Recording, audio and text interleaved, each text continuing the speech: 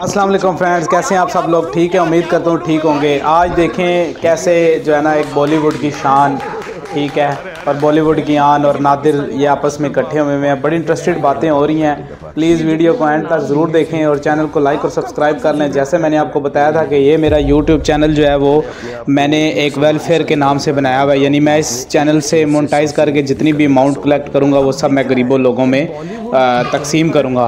तो please video and तक ज़रूर देखें, बड़े इंटरेस्टेड बातें हैं, क्योंकि पाकिस्तान और इंडिया के दरमियान में जो ये दीवार है और जो ये मसले हैं उसके ऊपर ये बातें डिस्कस होंगी कि आया ये दीवार क्यों बनी हुई है इंडिया और पाकिस्तान के दरमियान में। तो वीडियो एंड तक ज़रूर देखें ताकि आप लोगों को पता चले कि आखिर बीच में ये दीवार कौन है और इंडिया और पाकिस्तान के बीच में क्या ये मसला है, ठीक है। और ये हमारे बॉलीवुड की शान, इनको क्या चीज़ पाकिस्तान में पसंद है और इनकी अपनी पसंद क्या है। बहुत अच्छी इन्होंने बातें की हैं, मैं बहुत मुतासिर हूँ और मेरी ये ख्वाहिश थी कि ये मैं वीडियो जो है ना ज़रूर ग्रीन स्क्रीन करूँ ताकि जिन लोगों ने ये वीडियो नहीं देखी वो ये मेरे चैनल के थ्रू ये वीडियो देखें। ये बड़ा एक अच्छा पैगाम है और ये बहुत अच्छा एक मैसेज है ताकि आप लोगों को पता चले, जितने भी हमारे इंडियन भाई हैं बेचारे जिनकी ख्वाहिशात हैं कि वो पाकिस्तान आएँ, हम वेलकम करते हैं, अब ज़रूर वो पाकिस्तान आएँ, हम लोगों के साथ मिलें ताकि उनको भी पता चले कि पाकिस्तान और इंडिया के दरमियान में कितना प्यार है। नाजरीन, वीडियो देखने से पहले जो है वो चैनल को लाइक और सब्सक्राइब कर लें। आप लोगों की मोहब्बतों से मैं जो है वो ये चैनल मैंने बनाया हुआ है और ख़ास तौर पर ये पाकिस्तान के लिए भी मैसेज है कि इंडिया के लिए जब भी कोई वीडियो बनाएं, जब भी कोई वीडियो रिकॉर्ड करें तो इंडिया का हैशटैग ज़रूर डालें, क्योंकि इंडिया के अंदर जो हमारे भाई हैं, चाहे वो हिंदू हैं, मुसलमान हैं, कोई भी है, किसी भी मज़हब से है, वो हमारे लिए अदब एहतराम में है और जो हमारे अदब एहतराम में हम उनके अदब एहतराम में हैं। तो देखें ये इनको पाकिस्तान के अंदर ये इस वक्त बहुत ज़्यादा वीडियो वायरल हो चुकी है कि कितनी अच्छी उन्होंने बातें की हैं और बताया कि हम लोग जो है वो पाकिस्तान से मोहब्बत रखते हैं। तो प्लीज़ वीडियो को एंड तक ज़रूर देखें ताकि आपको पता चले कि इस वीडियो में क्या ख़ास बातें होने जा रही हैं। ओके फ्रेंड्स, वीडियो एंजॉय करें और मुझे बताएं, कमेंट सेक्शन में अपनी राय दें। छुप छुप के मैं, मेरी पत्नी और वो मुझसे शादी करोगी, बिल्लू, भागन भाग, पार्टनर, भूतनाथ, दे दनादन, गरम मसाला, टार्जन, क्या क्या बोलूं मैं भाई। अरे नहीं मैं पहले आपको ये बताऊं कि आप उम्र में तो हमसे काफ़ी यंग हैं, लेकिन आपकी भी इतनी कमाल की हंसी है, आप कुछ भी बोलते हो जोड़ो आपके लिए। अरे अरे अरे अरे क्या बात है। Mean the Lord. अस्सलाम वालेकुम, सत श्री अकाल, नमस्कार, कॉपी टू ऑल, मतलब कैसे हैं हाल? वालेकुम अस्सलाम, नमस्कार करता हूँ, सत श्री अकाल करता हूँ, हर तरीके से दूर बैठे हुए एक दूसरे को अच्छे से हक करता हूँ। मैं एक हमेशा अंग्रेजी की एक सेइंग बोलता हूँ, we can choose our friend but we can't choose our neighbour. Yes yes yes, हम पड़ोसी हैं और ये मुकद्दर में लिख दिया गया है राजपाल भाई। और मैं तो बल्कि एक बात कहता हूँ कि ये जो लकीर है, ये है दीवार है, ठीक है, वो इंडिया ये पाकिस्तान है, इसे गिराओ नहीं, इसमें एक छेद कर दो। आप हमें आटा दें, हम आपको चीनी दें, आप हमें घी दें, हम आपको दाल दें, आप हमें टमाटर दें, हम आपको प्याज दें। एक ऐसा पड़ोसी हमारा रिलेशन। जिस तरीके से आपने बोला है, मैं चाहता हूँ आपके मुंह में घी शक्कर सरस्वती बैठी हो और ऐसा ही हो जाए, क्योंकि रहना तो जीवन भर है, हमेशा रहना है। पहले तो सब एक ही थे, फिर बीच में खाली मेड़ पड़ गई है, बाकी सबका एक जैसा लहजा, एक जैसा बोलना, एक जैसे कपड़े, सब कुछ।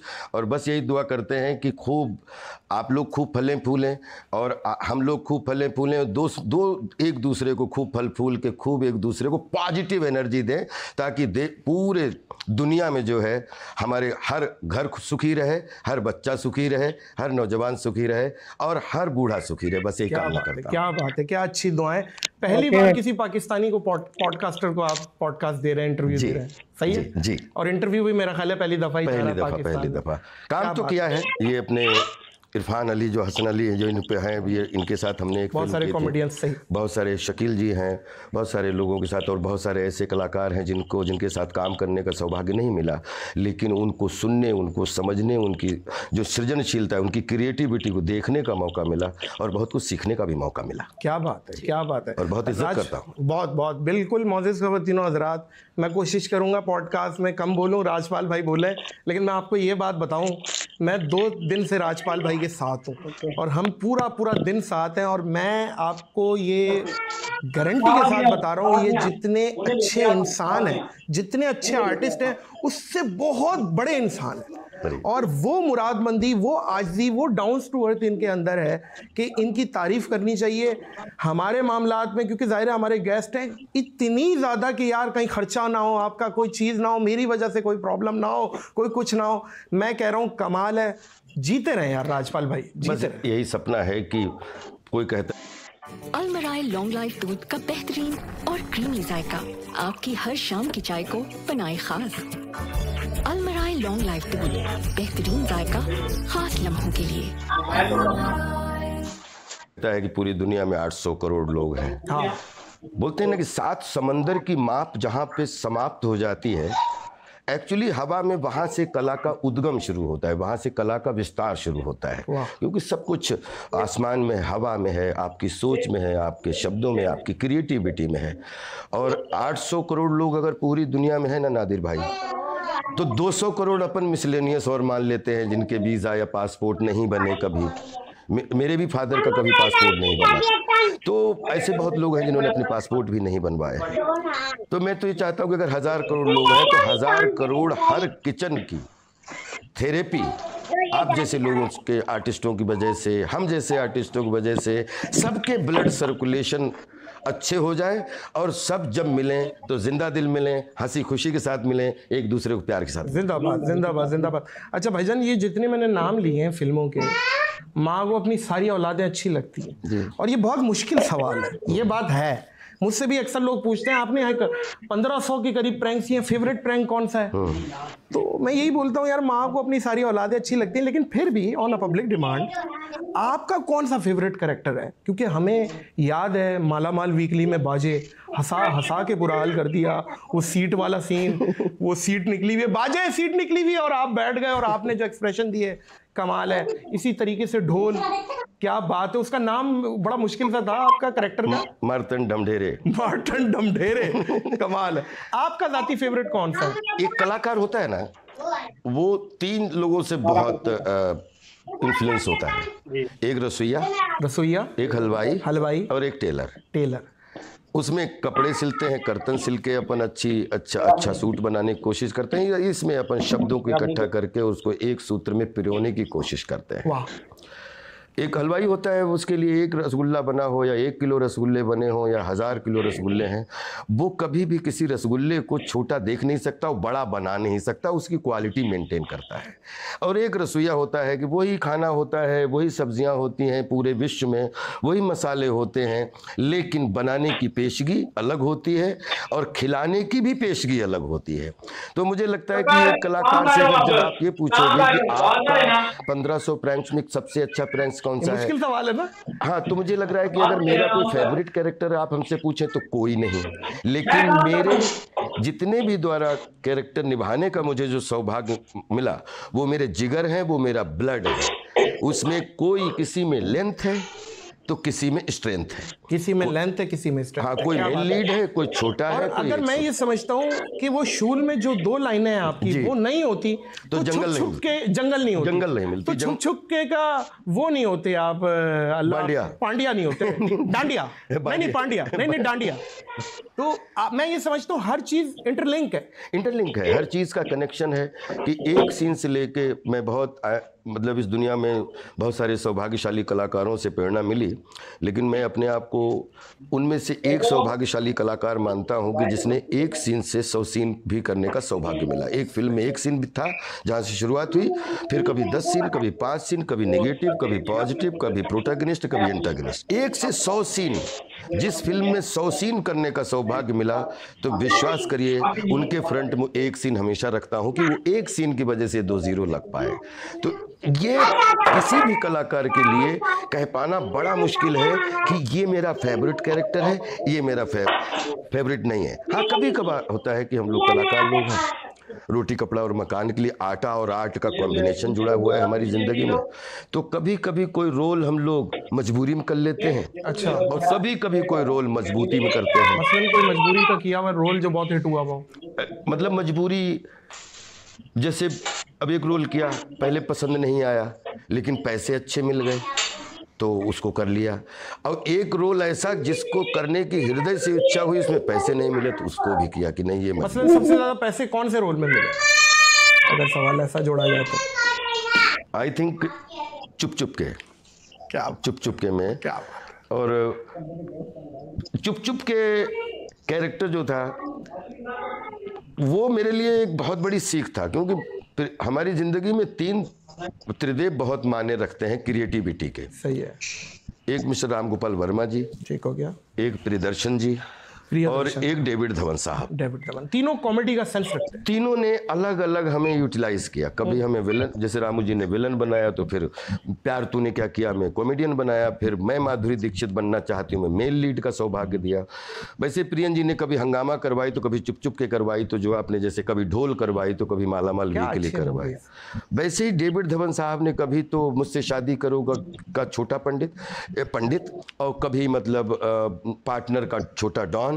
तो अलग अलग रोल से अलग अलग जो है हमारे ऊपर जो प्रयोग किए गए। फिल्मों 90% फिल्में तो सुपरहिट ही रही, लेकिन फिल्मों सुपरहिट जो नहीं भी रहीं उसमें कैरेक्टर भी हमेशा सुपरहिट रहा। तो ये अच्छा जो राइडर होता है ना, वो राशि घोड़े को जानता है कि उससे क्या क्या मूव करवाना है, कहाँ पे रुकाना है, कहाँ पे गैलप में भजाना है।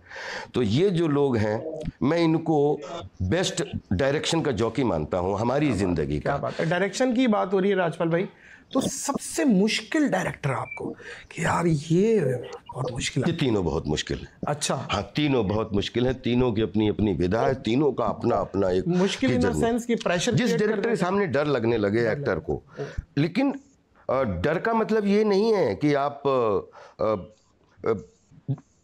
कर नहीं पा रहे हैं, लेकिन वो डर, जैसे हम लोग नाटक करते हैं तो पहली बार जब ऑडियंस बैठ जाती, भले ही उस नाटक का 100वां शो हो, लेकिन जब तक तीसरी घंटी बज के और आपकी एंट्री ना हो जाए तो आपको एक जो बोलते ना कि नाटक शुरू होने वाला है, तो जो डर रूपी सुख देता है, जो डर होता है लेकिन सुख देता है कि हमारी परफॉर्मेंस आने वाली है, वो एक जो डर रहता है। तो एक्टर हमेशा बाउंड्री के अंदर रहता है, क्रिएटिविटी के अंदर रहता है, इधर उधर बाउंड्री लाइन से नहीं भागता है, कंटेंट में रहता है और राइटर के दिए हुए डायलॉग पे और डायरेक्टर के दिए हुए इंटरप्रिटेशन की अंदर वो अपनी प्रस्तुति करता है। तो वो सावधानी बोलो या डर बोलो, लेकिन जब इन तीनों को हम फेस करते हैं तो मुझे अंदर से हमेशा अवेयरनेस का ऐसा लगता है कि मैं अभी स्टूडेंट हूँ, ये मेरी पहली फिल्म है। और एक बहुत खतरनाक डायरेक्टर है हमारी जिंदगी में जिसका नाम है चंदन अरोरा।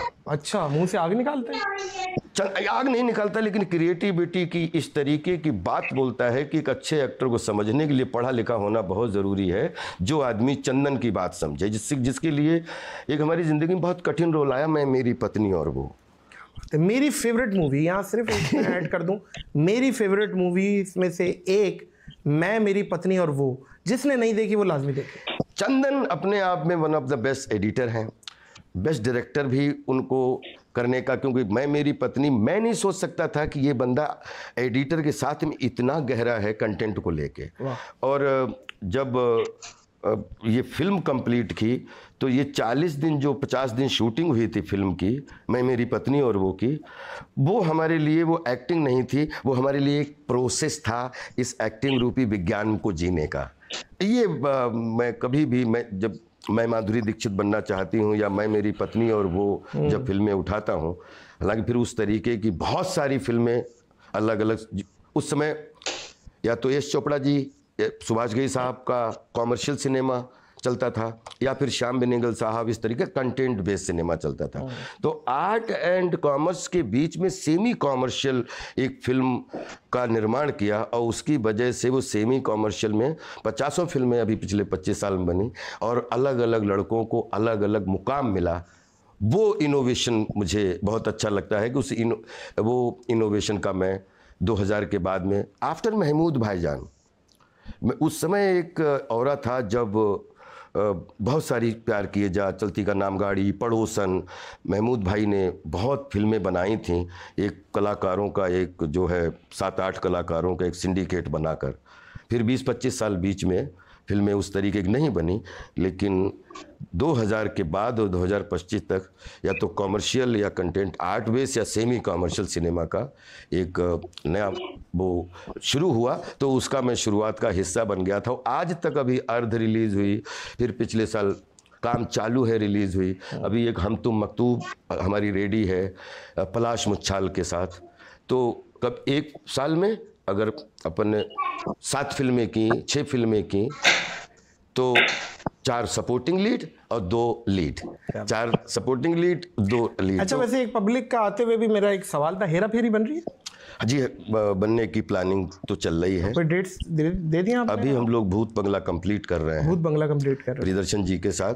तो आप जितने एक्साइटेड हैं उसको लेके, मैं भी बहुत एक्साइटेड हूँ कि वो फिल्म बननी चाहिए। क्योंकि उस तरीके की फिल्में क्या होता है, अपर्दा बेल्ट फिल्में होती हैं, कंटेंट बहुत क्लीन होता है, बच्चे बूढ़े नौजवान सब उसको देख सकते हैं। एज अ व्यूअर राजपाल भाई, कल्ट कॉमेडी में और कल्ट मूवीज में हेरा फेरी सरफहरिस्त है और क्या कमाल।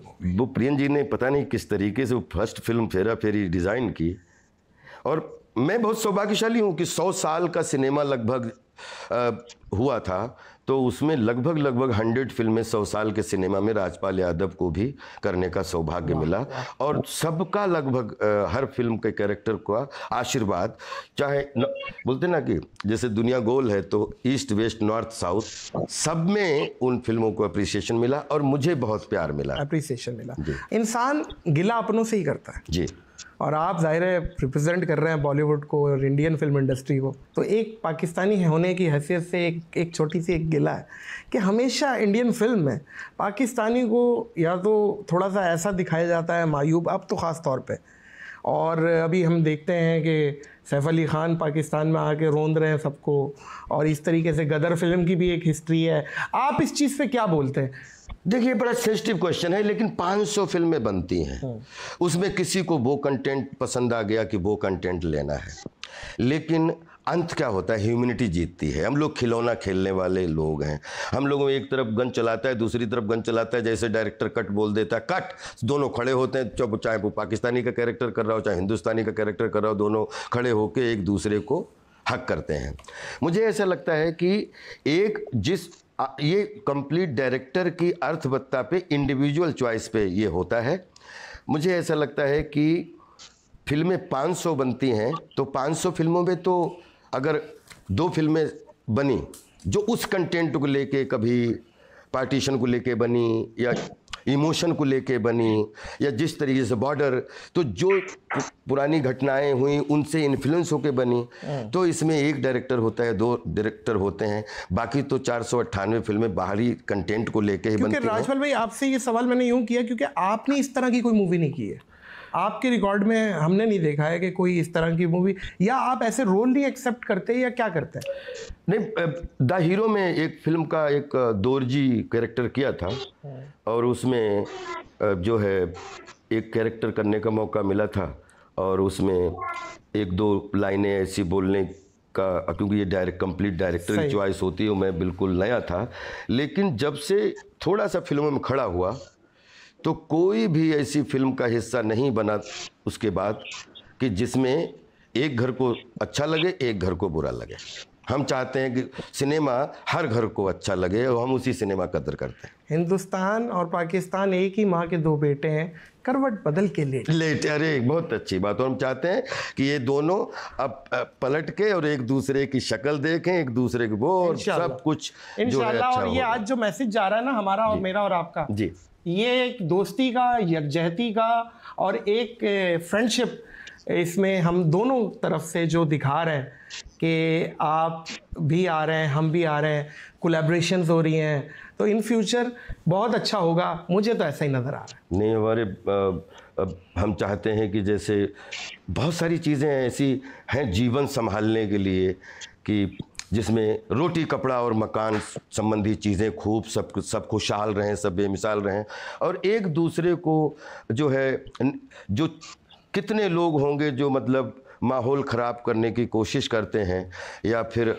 हम चाहते हैं कि बॉर्डर हमेशा हमेशा एक दूसरे के लिए, जैसे हमारे बाघा बॉर्डर पे सलामी होती है, आपकी तरफ से होती है, एक दूसरे को अपनी अपनी प्रेजेंस दे रहे हैं, लेकिन एक दूसरे को प्यार दे रहे हैं। बस मैं यही चाहता हूं कि बाघा बॉर्डर का माहौल जिस तरीके का, कि अपने अपने देश पे प्राउड फील करिए और अपनी अपनी रोटी कपड़ा और मकान पे खूब अच्छा करने के लिए कंसंट्रेट कीजिए और खूब एक दूसरे, क्योंकि कोई फ़ायदा नहीं, ज़िंदगी कितने दिन की है। एक दूसरे को देख के अगर मुस्कुरा नहीं सकते तो एक दूसरे को गाली दे के भी क्या मिल जाएगा।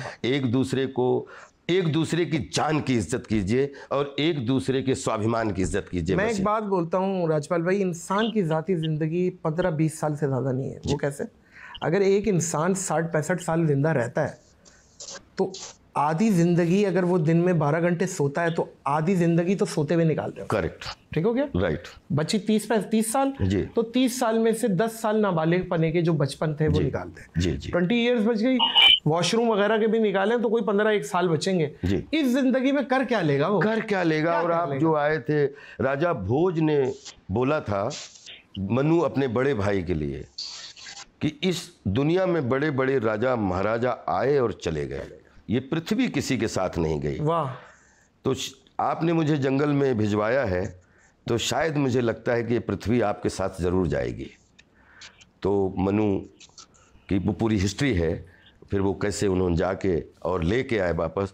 तो जब नेचर का सब कुछ डिज़ाइन किया हुआ है और नेचर से आप पंगा ले नहीं सकते, नेचर हम सबकी नानी है, तो जलवायु अग्नि धरती आकाश पाताल की इज्जत कीजिए और अपने आप को खुश रखिए, अपने परिवार को खुश रखिए, अपने समाज को खुश रखिए और संसार को खुश रखने में अपना महत्वपूर्ण योगदान दीजिए। अच्छा, घर में राजपाल भाई, घर में कैसा मिजाज रखते हैं? माशाल्लाह शाहजहांपुर में आपने तो बल्कि इनविटेशन भी दी है मुझे और इंशाल्लाह कभी आना हुआ तो ज़रूर। बिल्कुल बिल्कुल आइए। वहाँ पे इतने एकड़ों में माशाल्लाह आपका तो मतलब घर में ही गाड़ी चलती है, आप अंदाज़ा लगाएं, इतना बड़ा घर है आपका वहाँ पे। तो वहाँ कैसा रहते हैं? बिल्कुल आप मुंबई से हट के वहाँ रहना पसंद करते हैं और घर में किस तरह का सीरियस रहते हैं या आप इसी तरीके से जॉली रहते हैं बच्चों के सामने, बीवी के सामने? क्या बोलते हैं कि जिंदगी एक संघर्ष है, एक लड़ाई है। और इसमें 2 तरीके की लड़ाई है। एक ही आपकी अपनों से लड़ाई है और एक आपकी अपने आप से लड़ाई है। तो जब अपनों से लड़ाई हो, मतलब हमारे परिवार, तो आपको हार के अलावा कोई संकल्प ना हो। तो चाहे छोटा बच्चा हमारे परिवार का है, वो भी हमसे बड़ा है, घर की मुर्गी दाल बराबर हो। लेकिन जब लड़ाई अपने आप से हो, कुछ पाने के मिशन की हो, कुछ संघर्ष की हो, तो उसमें जीतने के अलावा कोई विकल्प ना हो। तो कोशिश करता हूं कि अपनी रियल जिंदगी में जो हमें अच्छा लगता है कुछ पाने के लिए, उसमें हमें जीतने के अलावा कोई विकल्प सूझता नहीं है।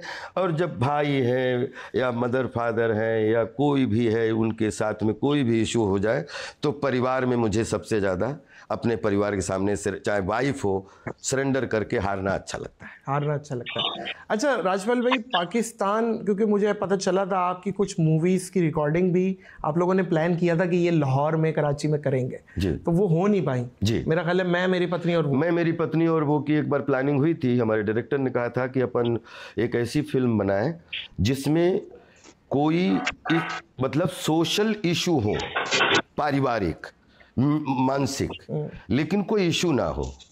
तो वो हम लोग बनाने के उसमें तो हम, लेकिन फिर उसके बाद में जो है दहशतगर्दों ने वो मतलब होने ही नहीं दी। उसके बाद पता नहीं कुछ दहशतगर्दी हो गई थी। आपका दिल था और लगा कि एक अच्छे तरीके का, क्योंकि हम लोग कलाकार लोग हैं, हम लोग कला के माध्यम से एक दूसरे के संबंधों को सुधारने के लिए मैसेज ही दे सकते हैं। और वो मैसेज। पाकिस्तान का सबसे फेवरेट शहर कौन सा, जिसको आप समझते हैं कि सबसे पहले विजिट करना चाहता हूँ? पहला नाटक पढ़ा था, एक नाटक पढ़ा था, जिन लाहौर नहीं वेख्या वो जन्मे ही नहीं। जिन्हें गुजरात नहीं वेख्या और जिन्हें मुल्तान नहीं वेख्या और सड़िया ही नहीं जी, जिन्हें कराची नहीं वेख्या और मरिया ही नहीं, जिन्हें पिशावर नहीं वेख्या चंगा किताब। अरे वाह। लेकिन ये मजाक है, मेरे पश्तो भाई नाराज हो जाते हैं। मजाक ही लीजिएगा। नहीं, हम लोगों के बीच में मजाक ही होगा, जिसको भी मिलेगी खुशी ही मिलेगी। हम लोगों ऐसे लोग हैं। और ये मैं सिर्फ ऐड कर दूं, पिशावर दिल वालों का शहर है जी। मैं कह रहा हूं कि क्या बात है सर। मैंने एक भगत राम तलवार का रोल किया था, सुभाष चंद्र बोस जी के ऊपर फिल्म बनी थी। श्याम बेनेगल साहब ने जो है उसको डायरेक्ट किया था। तो उसमें जो हमारा कैरेक्टर था वो पेशावरी था। देखा मैं उसको तो हम हिंदी बोलते थे, लेकिन पश्तो को हिंदी में बोलने की कोशिश करते थे।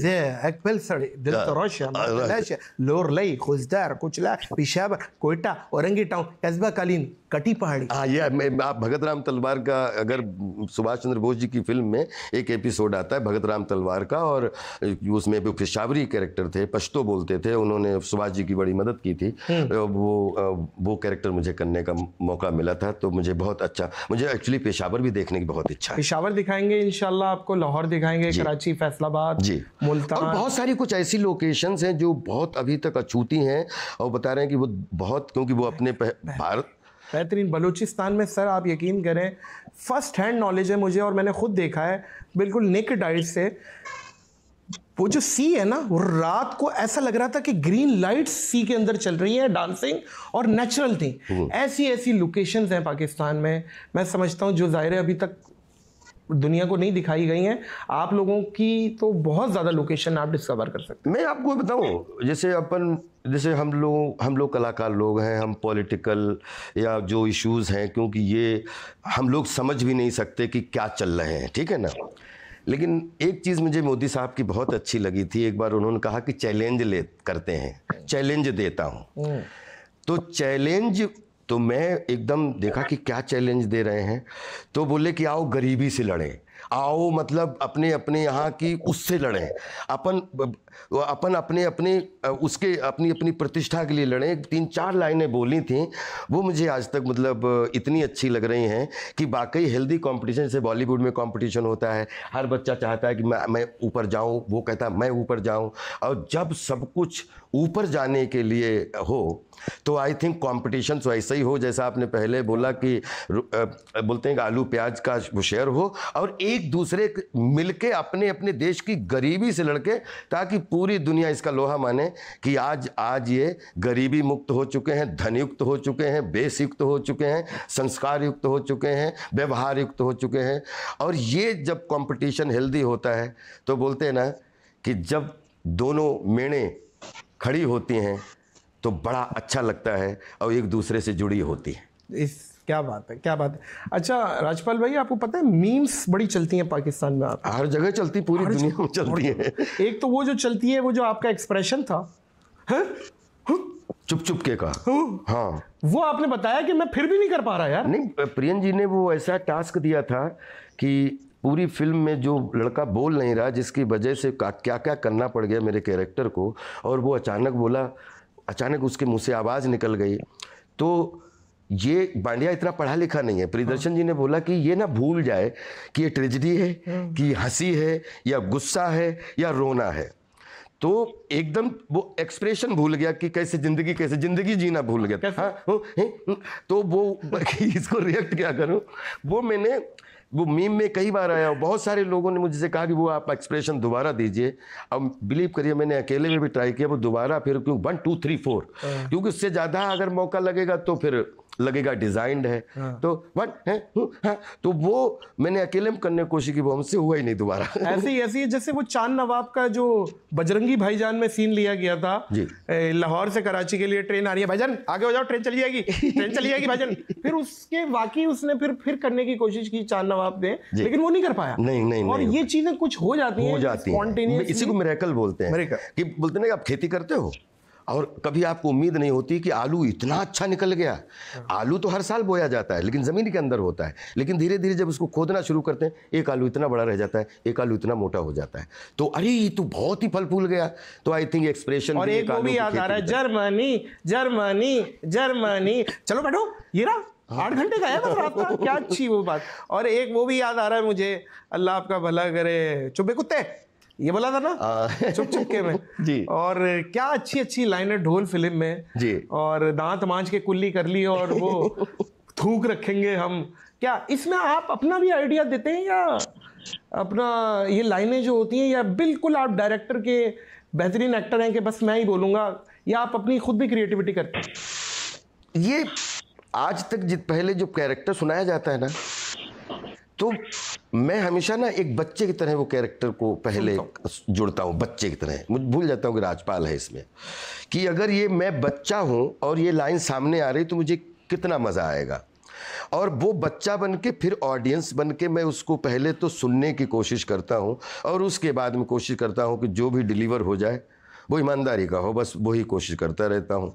और जितने भी डायलॉग मिले हैं इसका श्रेय मैं बिल्कुल लेना नहीं चाहूँगा, क्योंकि इसका राइटर इसके पीछे, अच्छा राइटर, अच्छा डायरेक्टर, अच्छा सिनेमेटोग्राफर, अच्छा को एक्टर और अच्छी जो है वो बोलते हैं क्या कि सराउंडिंग। तो इन सब 200 लोगों के खून पसीने का रिजल्ट हम लोगों को अपने एक्सप्रेशन के थ्रू मिल जाता है, लेकिन सबका योगदान है, पूरा टीम वर्क है, पूरा टीम वर्क। ये आपका बड़ापन है, लेकिन मैं समझता हूँ टीम वर्क तो अपनी जगह है, लेकिन आपका इसमें सारा खूबसूरती आपकी है, सारा टैलेंट आपका है। ज़ाहिर है एक चीज़ मैं कोई लिख के दे सकता है, मैं किसी को भी दे सकता हूँ, वो चीज़ वो परफॉर्म नहीं करेगा।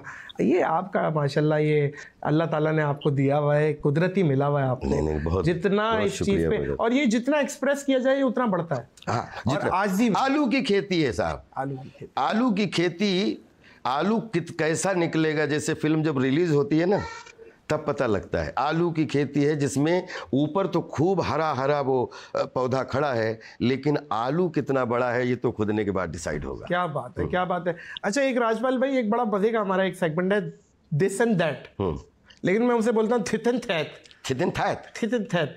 दो में से एक सेलेक्ट करें। कुछ ऐसा मत दे देना कि जिसकी वजह से दोनों सिलेक्ट करना मुश्किल है। सबसे पहले एक तरफ 6 दिखता है, दूसरी तरफ 9 दिखता है। हाय सबसे पहले तो कॉमेडियंस पे आ जाए जी, कादिर खान या गोविंदा।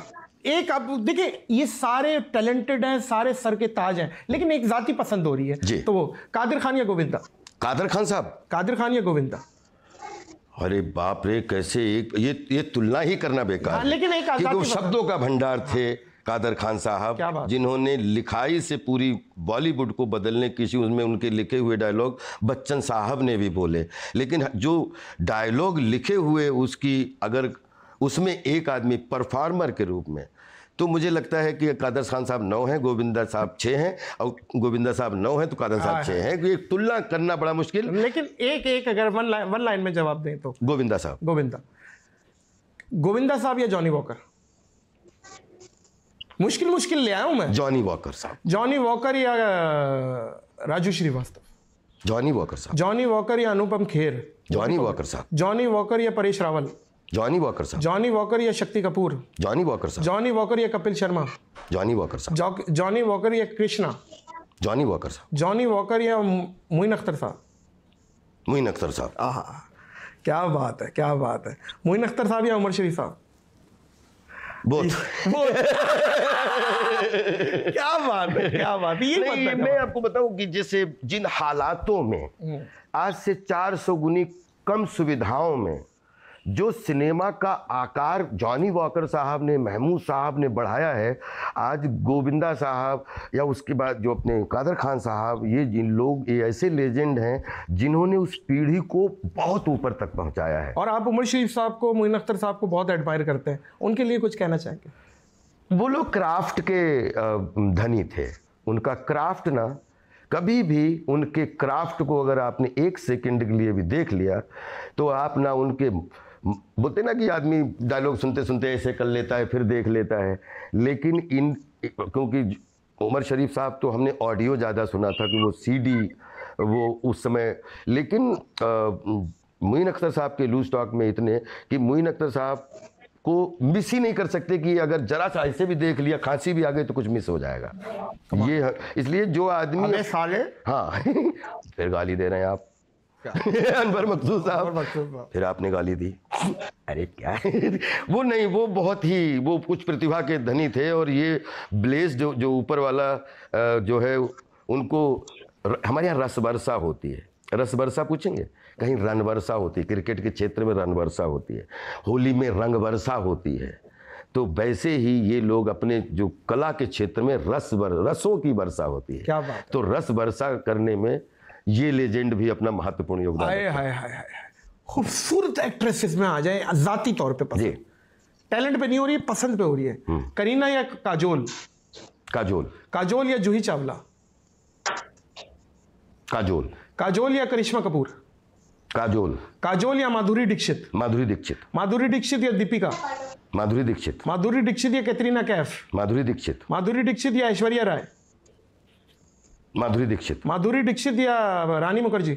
माधुरी दीक्षित। माधुरी दीक्षित या रवीना टंडन? माधुरी दीक्षित। चिम चिम बरसा, हमारे अंदर का भी अब एक निकल रहा। माधुरी दीक्षित या आलिया भट्ट? माधुरी दीक्षित। माधुरी दीक्षित या रेखा? ये हम भी जरा रेखा जी। रेखा जी जरा। यस, रेखा जी।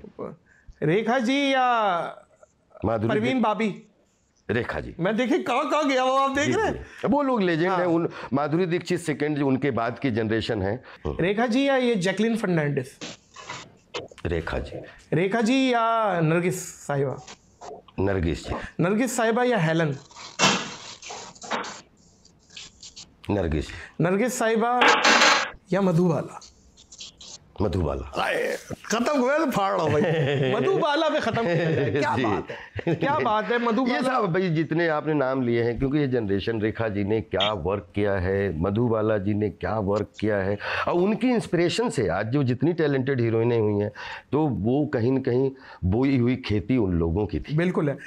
एक और दिस एंड दैट है, ये एक्टर्स की है, लेकिन इसमें फेमस में बताना है आपने कि इस टाइम इंडिया का किंग कौन है, क्राउन किसके हाथ में आपके हिसाब से? सलमान खान या शाहरुख खान? बोथ। एक अगर लेना चाहे तो? मुश्किल है, क्योंकि उसके कारण है, 1 घंटा बताने में लगेगा, क्योंकि दोनों ने अपनी विधा तैयार की है, बिल्कुल न्यू विधा। एक ने बॉडी पे ध्यान दिया, एक ने मतलब जो चले इन दोनों को हटा देते हैं हाँ। लिस्ट से। आमिर खान या अजय देवगन? आमिर खान। आमिर खान या मिथुन चक्रवर्ती? फेमस में मिथुन चक्रवर्ती। अच्छा, आमिर खान से ज्यादा फेमस है? 100% बहुत ज़्यादा फेमस, उनकी बहुत बड़ी जर्नी है। मिथुन चक्रवर्ती या जतिंदर? मिथुन चक्रवर्ती। मिथुन या धर्मेंद्र? धर्मेंद्र साहब। धर्मेंद्र साहब या अक्षय कुमार? धर्मेंद्र साहब। धर्मेंद्र साहब या राजेश खन्ना? राजेश खन्ना। राजेश खन्ना साहब या अमिताभ बच्चन? अमिताभ बच्चन साहब। अमिताभ बच्चन या राज कपूर साहब? फेमस में राज कपूर साहब। फेमस में अमिताभ बच्चन, 100%। राज कपूर साहब। राज कपूर साहब एक खुद की बड़ी शॉप थे क्रिएटिविटी की। उनको एक नाम की शो में, जैसे शोमैन होता है ना, राज कपूर साहब क्रिएटिविटी के बादशाह थे। राज कपूर साहब या ऋषि कपूर? राज कपूर। राज कपूर साहब या शशि कपूर? राज कपूर साहब। सनी देओल? राज कपूर साहब या सनी देओल? राज कपूर साहब। राज कपूर साहब या शत्रुघ्न सिन्हा? राज कपूर साहब। राज कपूर साहब या दिलीप कुमार साहब? दिलीप कुमार। यूसुफ साहब? यूसुफ साहब। क्या बात है, क्या बात है दिलीप साहब की। वो सौभाग्य है हमारे, हम तो बोलेंगे कि ऐसा एक्टर सदियों में एक होता है, और जो 100 साल के बॉलीवुड का कोई ऐसा अभिनेता नहीं है जिसने दिलीप साहब से इंस्पायर्ड ना हुआ हो कि हमें कुछ ऐसा करना है। आर्टिस्टों के आर्टिस्ट दिलीप साहब है ना। दिलीप साहब। क्या बात है। अच्छा, गाड़ियों में दिलचस्पी अगर वो, तो गाड़ियों के भी बने हुए। रोल्स रॉयस या Range Rover? Rolls Royce. Rolls Royce या BMW? Rolls Royce. Rolls Royce या Lamborghini? Rolls Royce. Rolls Royce या Mercedes? Rolls Royce. Rolls Royce या Land Cruiser? Rolls Royce. Rolls Royce या जी वैगन? Rolls Royce. ये मैंने पहले ही पूछ दिया। रोल्स रॉयस या पोर्शे? नहीं, रोल्स रॉयस। रोल्स रॉयस या Hummer? Rolls Royce. Rolls Royce या Lexus? Rolls Royce. Rolls Royce या Audi? Rolls Royce. Rolls Royce या Land Rover? Rolls Royce. Rolls Royce या Mahindra? Rolls Royce. Rolls Royce या Tata? Rolls Royce. Rolls Royce या Maruti? Rolls Royce. Rolls Royce, क्या बात है। Rolls Royce, मेरा ख्याल है आप रोल्स रॉयस के दीवाने हैं। मैं बचपन से उस हर अच्छी चीज का दीवाना हूं जिसकी दुनिया इज्जत करती है। दुनिया इज्जत करती है। खानों में आप फूडी भी हैं, मतलब, लेकिन फूडी आप नॉन वेज की तरह ज्यादा दीवाने? नहीं, नॉन सॉरी, वेज। हाँ, वेज के आप ज्यादा दीवाने? Complete vegetarian. Complete vegetarian. कभी समटाइम्स एगिटेरियन। अच्छा, एगिटेरियन। एगिटेरियन सही है। मैंने इसी पे बनाया हुआ है, पाव भाजी या दही बड़ा, इनमें से एक पसंद करना है। भूख लगी हुई है। पाव भाजी। पाव भाजी या बिरयानी? पाव भाजी। पाव भाजी या वड़ा पाव? बड़ा पाव। वड़ा पाव या कोरमा? बड़ा पाव। वड़ा पाव या कढ़ाई गोश्त? बड़ा पाव। वड़ा पाव या मंदी? बड़ा पाव। वड़ा पाव या पानी पूरी? बड़ा पाव। वड़ा पाव या ढोकला? बड़ा पाव। वड़ा पाव या हैदराबाद इंडिया की बिरयानी? वेज। हाँ, वेज। हाँ, बिरयानी। हैदराबाद बिरयानी। हैदराबाद बिरयानी या पालक पनीर? बिरयानी। पालक बिरयानी या खौसा? बिरयानी। बिरयानी या कड़ी चावल? बिरयानी। बिरयानी या भेलपुरी? बिरयानी। बिरयानी या दाल चावल? दाल चावल। दाल चावल। दाल चावल या जिंगर बर्गर? दाल चावल। दाल चावल या चिकन रोल? दाल चावल। दाल चावल या दाल घोटाला वो जो होता है? हाँ हाँ समझ गया मैं। हाँ हाँ दाल चावल। दाल चावल या भिंडी? दाल चावल। दाल चावल या सुशी जो बहुत महंगी डिश है भाई, नहीं, कच्ची मछली? दाल चावल। दाल चावल। दाल चावल या स्टेक? नहीं दाल चावल। दाल चावल या पिज्जा? दाल चावल। दाल चावल जीत गया भाई। क्या बात है, क्या बात है, जीतेगा दाल चावल। अच्छा मजे की बात है राजपाल भाई, जितना आप बाहर का खा के आ जाए, ओ माय गॉड मैं तो सुशी इस तरह खाएंगे, एक दो बार हो सकता है। घर जाके वही गोभी आलू खाना है 3 रोटी। ऐसे ऐसे और वही है जीवन भी वही है, कितना भी आप कुछ खा लें, एक बार 2 बार आप टेस्ट कर सकते हैं, लेकिन जीवन चलाने के लिए दाल चावल ही रखने पड़ेंगे। दाल चावल ही रखने। अच्छा जी, आपने